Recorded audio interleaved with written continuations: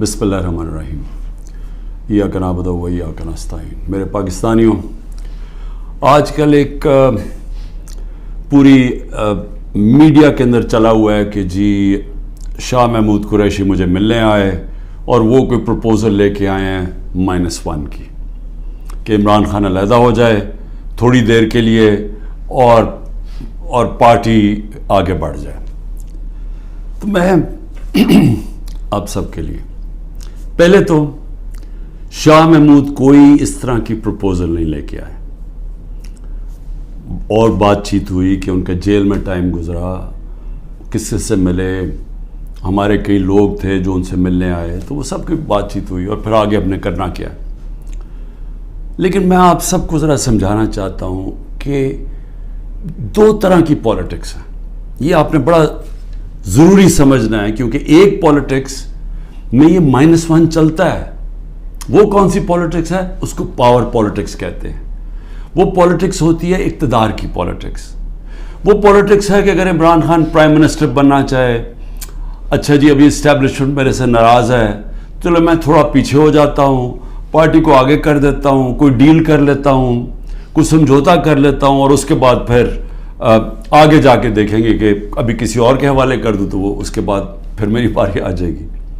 इसको power politics कहते हैं। दूसरी पॉलिटिक्स है जो मैं पॉलिटिक्स कर रहा हूँ 27 साल से। वो पॉलिटिक्स है जो कायदे आज़म की पॉलिटिक्स थी। वो पॉलिटिक्स वो है जो कि मिशन की पॉलिटिक्स है, कोई वो ज़ात की पॉलिटिक्स नहीं है। वो पॉलिटिक्स वो है जो हम सारे मुसलमान इंस्पायर होते हैं हमारी नबी सल्लल्लाहु अलैहि वसल्लम से, कि उन्होंने भी एक मदीना की रियासत संभाली थी, उन्होंने भी मुश्किल वक्त गुजारा था, और उसके बाद उन्होंने दुनिया की तारीख का सबसे बड़ा इनकलाब लेके आए थे। और हम तो कभी उनके अपना कार्य सोच ही नहीं सकते कि उनके जूतों की मिट्टी के करीब भी हों। लेकिन कुरान में हमें हुक्म है कि उनकी ज़िंदगी से सीखो, उनकी सुन्नत से सीखो। वो पॉलिटिक्स बड़े मकसद की है, वो अपनी ज़ात से हट के है। कि मेरे नबी सल्लल्लाहु अलैहि वसल्लम जब सारा अरब उनके नीचे आ गया था तो उन्होंने अपना रहन सहन नहीं बदला, वो जिधर थे उधर ही रहे। मकसद बड़ा था। तो हम तो उनसे इंस्पायर हुए हैं। मैं तो ना पॉलिटिक्स में आता ही ना कभी। तो मैंने जो इंसाफ की तहरीक शुरू की थी, ये मदीना, और कहा था कि इस्लामी फलाही रियासत हमारा मकसद है। हम मदीना की रियासत से इंस्पायर हुए थे। जिस तरह की हरकतें हो रही हैं मेरे लोगों के ऊपर, मैं इसलिए ये आपके सामने रखना चाहता हूँ कि आज़ाद माशरों के अंदर ये नहीं हो सकता। ये सिर्फ ग़ुलामों को होता है। ये सिर्फ फ़िरौन ऐसी हरकतें करता था लोगों के ऊपर दहशत फैलाने के लिए, जो आज हमारे पे हो रहा है। और मैं सारे पाकिस्तानियों को कहना चाहता हूँ, जो इस वक्त ये PDM वाले भी बैठे हुए हैं, ये जो आप तमाशा देख रहे हैं, ये याद रखें कि ये आज हमारे पे जुल्म हो रहा है। ये जुल्म आपके ऊपर भी होगा। जब एक मुल्क के सारे इंसाफ के इदारों को, जब उनको इस्तेमाल किया जाता है, हुकूमती इदारों को इस्तेमाल किया जाता है एक पार्टी को ख़त्म करने के लिए और उनके लोगों के ऊपर दहशत फैलाने के लिए, तो ये सिस्टम फिर जाता नहीं है। ये कोई भी संभाल के ये सिस्टम सब अगर आज हमारे हकूक नहीं, अगर हमारे फंडामेंटल राइट्स नहीं है, तो ये अब कल आपके भी नहीं होंगे। फंडामेंटल राइट्स तो एक कौम के हिफाजत होते हैं ना, इनको ह्यूमन राइट्स कहते हैं। ये ह्यूमन राइट्स सारे मुल्क के होते हैं। ये नहीं होता कि एक तबके के आप ह्यूमन राइट्स ले लें, और वो तबका क्या है? मुल्क की सबसे बड़ी जमात, जिसका सबसे बड़ा वोट बैंक है। अगर आप उसके ह्यूमन राइट्स आज वायलेट कर रहे हैं, तो इसका मतलब ह्यूमन राइट्स नहीं है, क्योंकि ह्यूमन राइट्स को तो एक मुल्क की अदलिया उसकी हिफाजत करती है। तो हमारी अदलिया के तो कुछ सोता ही नहीं। हमारी अदलिया ने तो, सुप्रीम कोर्ट कहता है इलेक्शंस होगी 14 मई को आइन के मुताबिक, गवर्नमेंट परवाही नहीं करती। तो गवर्नमेंट आगे क्यों इलेक्शन? यानी ये तो इसका मतलब कि इस वक्त ताकत की हुक्मरानी आ गई, क्योंकि जब आप आइन से बाहर निकल गए तो कानून से बाहर निकल गए, उसके मतलब जो ताकतवर चाहे वो करेगा। तो ये सारे मुल्क को इफेक्ट करेगा। ये तबाही सारे मुल्क पे आ रही है। और ये जिस तरफ हम अब जा रहे हैं, ये जो जुल्म कर रहे हैं, सिर्फ और सिर्फ खौफ पिला के समझ रहे हैं कि ये पार्टी टूट जाएगी। اور کئی لوگ چلے بھی گئے ہیں. لیکن کیا اب میرے سے پوچھیں کہ کیا مجھے اس سے کوئی فرق پڑ رہا ہے؟ 150 سے اوپر کیسز کر دیے, قتل کا کیس آخری کر دیا میرے اوپر. مجھے 19 بیلیں لیے میں نے ایک دن میں, یہ دنیا کا ریکارڈ ہے. اس کے بعد 4 گھنٹے نیب میں بیٹھا ہوں. 4 گھنٹے نیب نے میرے سے وہ جو سوال پوچھے, میں چیلنج کرتا ہوں کہ کسی عدالت کے اندر کبھی بھی یہ کیس کی کوئی اہمیت ہو جائے. کوئی کیس ہی نہیں ہے, کیبنٹ کا فیصلہ ہے, ساری کیبنٹ نے فیصلہ کیا. اب یہ دکھانا تھا کہ مجھے اس سے کوئی ذاتی فائدہ ہوا. کیا القاعدہ جو پہلا بن چکی تھی, شروع ہو گئی تھی یونیورسٹی, کیا وہ ایک ٹرسٹ ہے؟ وہاں غریب گھرانوں کے بچوں کو مفت تعلیم مل رہی ہے سیرت نبی پہ اور یہ جو ٹیکنالوجی کے اوپر. وہ ٹرسٹ ہے جس نے شوکت خانم ہے. مجھے اس سے کیا فائدہ ہے؟ 1 روپیہ نہیں دکھا سکتے مجھے کیا فائدہ ہو. نہ ہی ہو, کسی ٹرسٹ سے کسی کو فائدہ نہیں ہو سکتا. ٹرسٹ ڈیڈ میں لکھا ہوا ہے. تو وہ کیسز بھی ہیں, قتل کا کیس بھی ہے, ہر روز کوئی نئے کیس آ جاتا ہے. عدالتوں کے میں چکر مار رہا ہوں, لیکن مجھے اس سے کوئی فرق نہیں پڑتا. میں ہر عدالت میں جاتا ہوں, ہر کیس میں جاتا ہوں, یہ بتانے کے لیے کہ میں قانون سے اوپر نہیں ہوں. جبکہ میرے اوپر یہ جان کے کیا جا رہا ہے, یہ مجھے خوف دلانے کے لیے کیا جا رہا ہے. میں یہ آج کہنا چاہتا ہوں کہ یا اس سے یہ سارے کیسز کریں, اور اس کیسز میں کیونکہ کسی عدالت میں کوئی سزا نہیں ہو سکتی, ملٹری کورٹس سیٹ اپ کیے ہیں, اپروور ڈھونڈے جا رہے ہیں جو کہ جی عمران خان نے ہمیں کہا تھا کہ وہ کور کمانڈر کا گھر جلاؤ, یہ کہیں گے, ان میں سے کوئی اپروور آ جائیں گے, مجھے ملٹری کورٹ میں لے جائیں گے, سزا ہو جائے گی. مجھے کوئی فرق نہیں پڑے گا.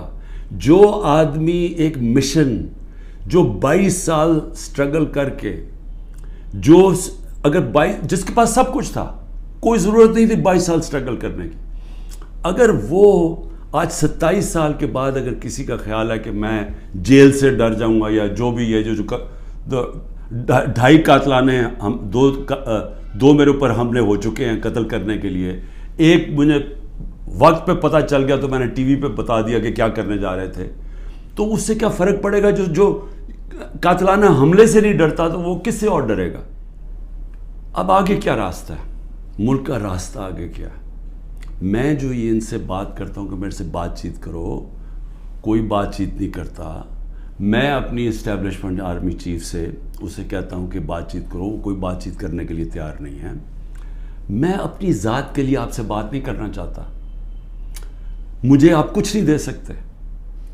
قوم میرے ساتھ کھڑی ہے, کیا کوئی دے سکتا ہے؟ میں کوئی چور دروازے تو آنا نہیں چاہتا. اگر قوم مجھے ووٹ دے گی میں تیار ہوں, لیکن اگر قوم ووٹ نہیں دے گی تو نہیں. اللہ نے تو سب کچھ, میں وہ اللہ نے کا شکر ادا کرتا ہوں ہر وقت کا جو اس نے مجھے دیا. لیکن میں بات کرنا چاہتا ہوں کہ ملک تباہی کی طرف جا رہا ہے. یہ جو بجٹ آیا ہے, اس بجٹ کے اندر ذرا آپ کو سمجھ آ جانا چاہیے کہ ہم اب کدھر ایک دلدل کے اندر دھستے جا رہے ہیں. آپ یہ سوچیں کہ فیڈرل گورنمنٹ جو سارا جب وہ پیسے دے دے گی صوبوں کو, جو 5,000 ارب روپیہ صوبوں کو جب جائے گا, تو فیڈرل گورنمنٹ کے پاس جو پیسہ بچے گا اس سے زیادہ جو ہمارا سود دینا ہے, ہم نے قرضوں کے اوپر سود دینا ہے, وہ سود اس سے زیادہ ہے. 7,300 ارب روپے کا سود دینا ہے. مشکل سے فیڈرل گورنمنٹ کے پاس بچ جائے گا 7,000 ارب سے بھی کم, تو سارا پھر ملک قرضوں پہ چلے گا. ہم نے 3.5 سال میں 18,000 ارب 18,400 ارب قرضہ لیا تھا. 18,400 ارب قرضہ 3.5 سالوں میں. انہوں نے تقریباً 15,000 ارب قرضہ 1 سال میں لے لیا. تو یہ قرضے چڑھائے جا رہے ہیں, انڈسٹری بند ہو رہی ہے. گروتھ ریٹ جو تھی جس سے دولت میں اضافہ ہوتا ہے وہ 6.1% سال پہلے تھی, آج وہ پہنچ گئی ہے 0.3 پہ. تو جو دولت ہے اس کے اندر تو کمی ہو رہی ہے, قرضے بڑھتے جا رہے ہیں. ڈالر کدھر سے آئیں گے؟ انہوں نے 25-30 ارب ڈالر 1 سال کے اندر دینے ہیں, وہ کدھر سے آئیں گے؟ تو میں آج اس لیے یہ سوال پوچھ رہا ہوں کہ کوئی تو روڈ میپ ہوگا نا. ابھی تو روڈ میپ یہ ہے کہ کسی نہ کسی طرح عمران خان کو ختم کرو اور اگر P T I Imran Khan سے تو اس کو ختم کرو. تو ابھی تو یہ ون پوائنٹ ایجنڈا, ساری ایجنسیز, سب کچھ, سارے ملک کے ادارے وہ اسی پہ لگے ہوئے ہیں کام کر رہے ہیں. لیکن میں سوال کچھ اور پوچھ رہا ہوں. میں یہ نہیں کہہ رہا کہ کریں, ہم کھڑے ہیں.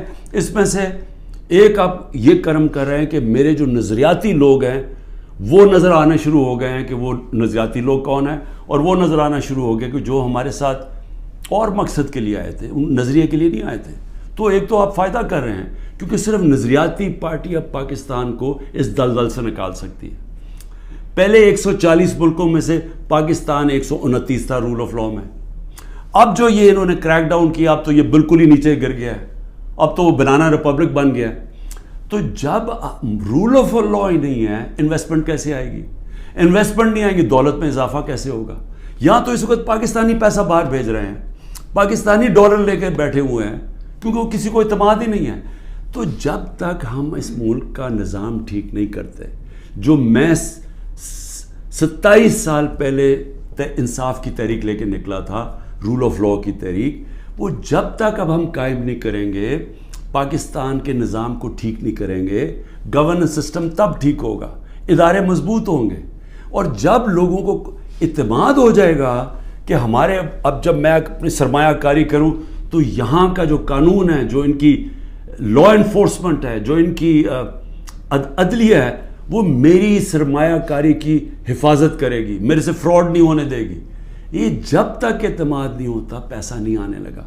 اور اس کے لیے جب تک کہ حکومت نہیں آتی جو پبلک مینڈیٹ سے آئے, جس کو پبلک سپورٹ کرے, جس کو بڑا ووٹ ملے اور پبلک کی سپورٹ سے آئے, صرف وہی بڑے بڑے فیصلے کر سکتی ہے. نہیں تو ان کو تو آپ نے دیکھ ہی لیا ہے کیا کیا انہوں نے, سوائے مہنگائی کر کے, تاریخی مہنگائی 38% پہ, انہوں نے کیا کیا ہے؟ انڈسٹری بند ہو گئی ہے, بے روزگاری بڑھ گئی ہے, گروتھ ریٹ, انہوں نے اور کیا کرنا ہے؟ تو یہ جو ابھی تک تو گیم پلان میں یہ کھچڑی پکنے لگی ہے نا, آگے نئی آ گئی ہے, نئی جماعت ایک کریٹ کر دی ہے. ہم نے بھی اپنے بڑے بڑے اچھے 27 سال پرانے ہم نے لوگ وہاں بھی بھیج دیا ہیں ان کے پاس, اور ضرورت ہے تو حکم کریں ہم اور بھی بھیج دیتے ہیں. لیکن اس سے ملک ٹھیک نہیں ہونے لگا. ملک ٹھیک تب ہوگا جب ایک public mandate, free and fair election کے بعد ایک مضبوط گورنمنٹ آئے گی. اور میں اپنی اسٹیبلشمنٹ کو آج پھر سے کہتا ہوں, نظر ثانی کرے, ملک تباہی کی طرف جا رہا ہے. اور جب یہ تباہی جس طرف جا رہا ہے, اور IMF کی اگلی کنڈیشنز آئیں گی, جس طرح انہوں نے مصر اور سری لنکا میں انہوں نے کنڈیشن لگائی, وہ کیا ہے کہ فوج کا بجٹ کام کرو, دونوں جگہ انہوں نے کہا. تو یہ تو ہم ادھر جا رہے ہیں کہ ہم اپنی سیکیورٹی اینڈ میں کمپرومائز کریں گے. اور اگر وہ سیکیورٹی کمپرومائز ہوگی اس ملک کی, تو ہمارے جو دشمن بیٹھے ہیں وہ ملک توڑنے کے لیے تیار ہیں. تو میں اس لیے آپ کو کہہ رہا ہوں, مجھے کوئی ریلیف نہیں چاہیے, مجھے کوئی آپ کی مدد نہیں چاہیے, میں کوئی کسی مجھے یہ سمجھے کہ یہ جو سارا کچھ ہو رہا ہے انتقامی کارروائی, مجھے چھوڑے میری بہنیں باہر جانے کے لیے نہیں تیار. وہ تو عورتوں کے اوپر تو کبھی اس ملک میں ایسے نہیں ہوا, لیکن ملک نیچے جا رہا ہے. اور اس لیے وقت کم ہے. جس طرح دن بڑھتے جا رہے ہیں, ہم اور اپنے ملک کو تباہی کی طرف لے کے جا رہے ہیں. صرف قانون ختم ہو چکا ہے. کسی کو اس وقت, پھر سے میں کہتا ہوں, جب عدلیہ اپنے فیصلے نہیں کروا سکتی, جب آئین کی کوئی پرواہ نہیں کر رہا, جب پولیس کھلے عام گھروں میں گھس کے لوگوں کے گھر لوٹ رہی ہے اور اٹھا کے لے کے لوگوں کو جا رہی ہے, کلیکٹیو پنشمنٹ دے رہی ہے, تو اس ملک میں تو اب باہر کے لوگ کیا سوچ رہے ہوں گے؟ بتائیں نا, بیرون ملک پاکستانی جو آپ کا بڑا اثاثہ ہے وہ کیا سوچ رہا ہوگا؟ وہ کوئی سوچے گا کہ پاکستان میں پیسہ لگانا ہے؟ تو اگر انہوں نے نہیں لگانا تو اور تو اس وقت کوئی ہے نہیں. جب تک ہم ملک کی ایکسپورٹس نہیں بڑھاتے, وہ تو ٹائم لگے گا کہ ہم اپنی ڈالر انکم بڑھائیں. تو اس میں تو صرف ایک ہی انٹرم میں تو صرف اوورسیز پاکستانی مدد کر سکتے ہیں. شکریہ. پاکستان زندہ باد.